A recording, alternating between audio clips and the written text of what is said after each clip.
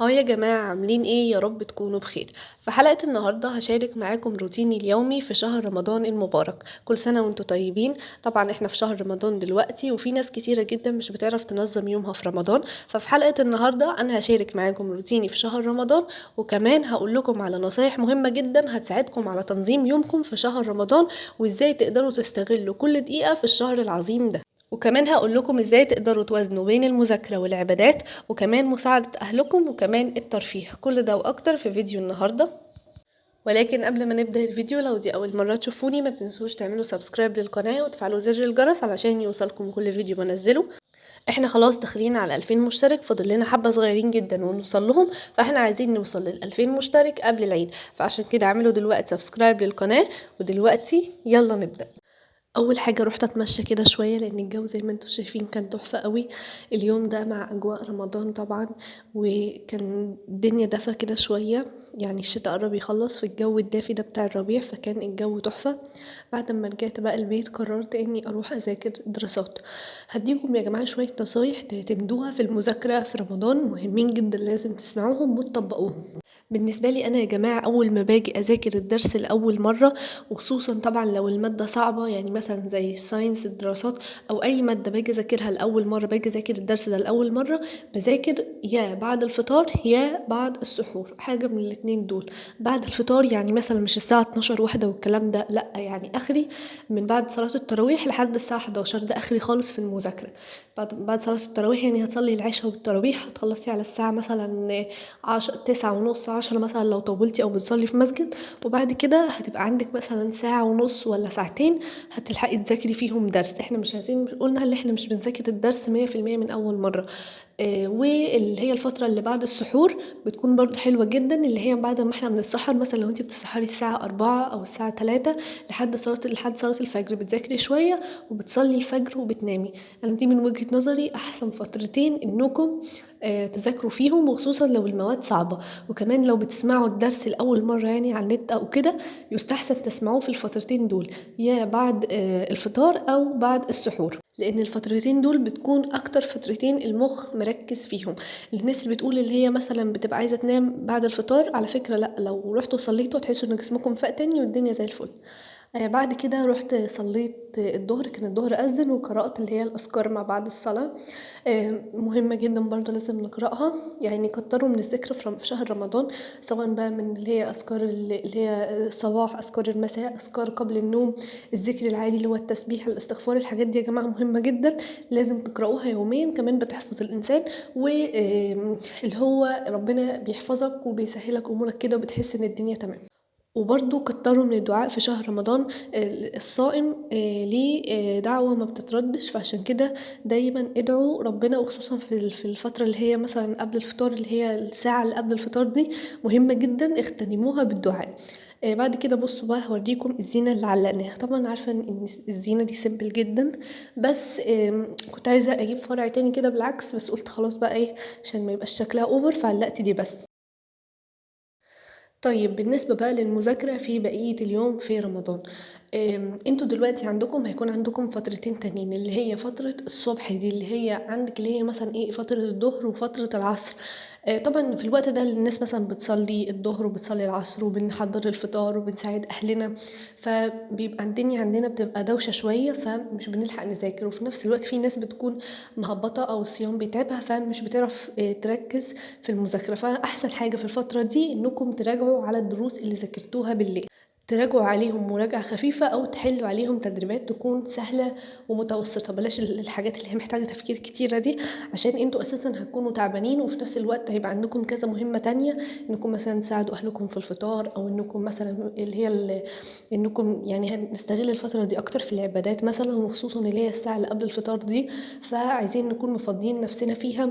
فأحسن حاجة في فترة اللي هي الصبح، فترة الصيام الصبح، اللي احنا نستغلها في اللي احنا نراجع على الدروس اللي ذاكرناها بعد الفطار أو بعد السحور، وكمان نحل عليهم كده شوية تدريبات خفيفة كده، يبقى احنا استغلينا الفترة دي برضو في المذاكرة وما أرهقناش نفسنا.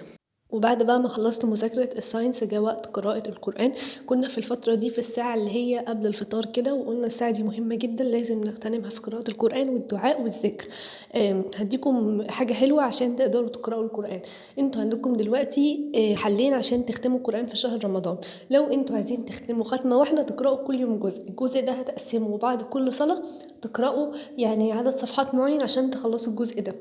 يعني شوفوا مثلا الجزء فيه كام صفحة وقسموهم على ال5 صلوات، أو إنكم تقرأوا الجزء كامل في جلسة واحدة. وأنا بحب إن أنا أقرأ الجزء كامل في جلسة واحدة عشان أبقى مركزة في الآيات كلها وجايبة الآيات كلها مع بعض، لأن أنا برضو بعتبرها مراجعة. يعني أي حد حافظ بيحب إن هو يجيب الصورة كلها مرة واحدة عشان تكون الآيات كلها مرتبطة ببعض، واللي أنا فاكرة الآيات كلها بدل ما بقسمها. لكن لو انتم مشغولين ويومكم في حاجات كتير أو مثلا بتشتغلوا، فانتوا أحسن حاجة إنكم بعد كل صلاة تقرأوا عدد صفحات معين.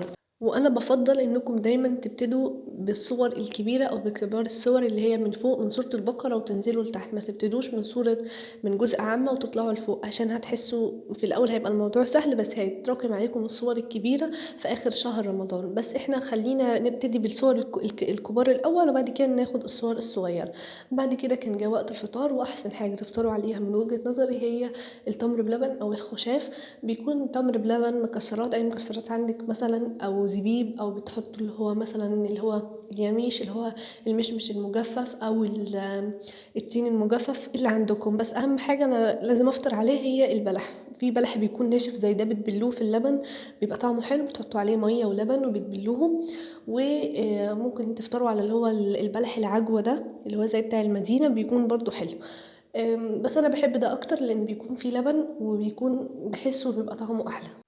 وساعة الفطار دي ممكن مثلا تتفرجوا مع أهلكم على مسلسل مثلا واحد تتابعوه في رمضان، أو تتفرجوا على برنامج واحد بس. ما بلاش مسلسلات وبرامج كتير خلال شهر رمضان عشان الشهر ما يضيعش منكم. أنا بعد الفطار كان في اللي هو المسلسل ده. هو ده مسلسل قديم جدا يا جماعة، بتاع فوازير، بتاع الفنانة شريهان. عجبني جدا وقعدت اتفرج عليه مع ماما. وطبعا اهم حاجة في رمضان القطايف دي احسن حاجة في رمضان يا جماعة بجد. الواحد بيستنى رمضان من السنة للسنة عشان خاطر القطايف.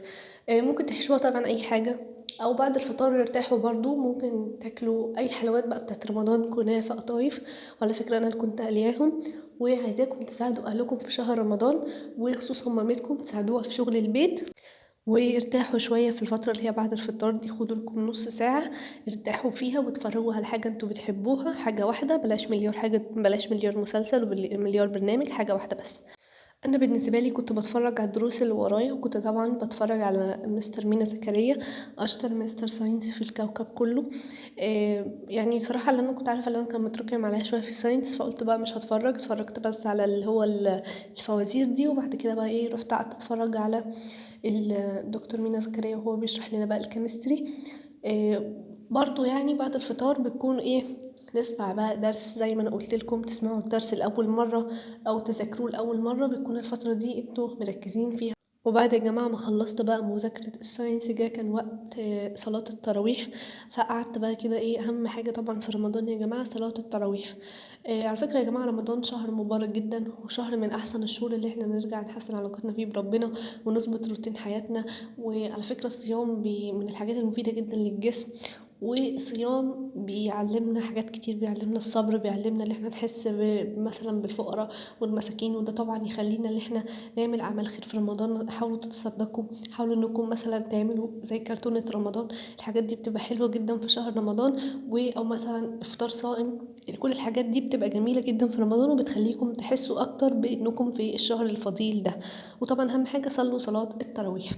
بعد كده بعد ما خلصت خلاص التراويح، قعدت بقى ايه، كلت جيلي بالكاستر بالفراولة. هو على فكرة انا بقول لكم يعني في رمضان بحس ان انا بتفجع شوية، دي حاجة طبيعية جدا. هو على فكرة احنا ما كناش عاملين حاجتين مع بعض، احنا كنا عاملين قطايف بس الجيلي ده كان ايه من امبارح يعني. فانا ايه اكلتها، وانا اللي كنت عاملاها برضو، طعمها تحفة، تسلم ايدي طبعا، كفاية بس اللي انا اللي عاملاها. طبعا انتوا بقى ايه بعد التراويح عايزين تذاكروا شوية، عايزين تحلوا وتناموا وتذاكروا بعد السحور براحتكم. بس طبعًا حاولوا إنكم ما تراكموش زي ما قُلت لكم، واتبعوا الخطة بتاعة المذاكرة اللي قُلته لكم والنصايح دي، وإن شاء الله ما تكونوش مراكمين أي حاجة، وهتطلعوا من رمضان مخلّصين مناهجكم بإذن الله. أنا من الناس اللي بتحب جدًا تاكل أي بودنج ساقع، وخصوصًا كده بعد التراويح بيكون تحفة جدًا. وطبعًا ما ينفعش ننام من غير ما نعمل الskin care routine بتاعنا، لإنه طبعًا مهم جدًا، وخصوصًا اللي إحنا داخلين على العيد. أنا جِبت الكريم ده بتاع الstarvel acne مش عارفة حاجة، المهم اللي هو بتاع الحبوب، الغسول ده من جارنية أنا باعتمده وباحبه جدًا، والكريم ده برضه بتاع كيران دمور تحفة جدًا، هو وجلايسوليد من أحسن المرطبات اللي أنا استخدمتها. وكيرن دمور ده بيدّي ريحة حلوة أوي بتاع الفراولة، وفي منه بجوز الهند وبالبلو بيري. وطبعًا ما ينفعش ننسى نرطّب شفايفنا بالlip moisturizer بتاعة لونا، ممكن تستخدموا بتاعة أماندا أو بتاعة أي براند تاني أنتم بتحبوه، بس أنا باحب جدًا بتاعة لونا دي. وطبعًا هنا أنا كنت باعاني عشان أفتحها لكم عشان أوريها لكم برضه من جوّه. وبس كده ده كان روتيني في رمضان، أتمنى يكون عجبكم واستفدتوا منه. وطبعا لو عجبكم الفيديو ما تنسوش تعملوا لايك للفيديو وشير لأصحابكم وقرايبكم علشان يستفادوا هما كمان. ولو دي أول مرة تشوفوني ما تنسوش تعملوا سبسكرايب للقناة وتفعلوا زر الجرس علشان يوصلكم كل فيديو بنزله. واستنوني في فيديو جديد. باي.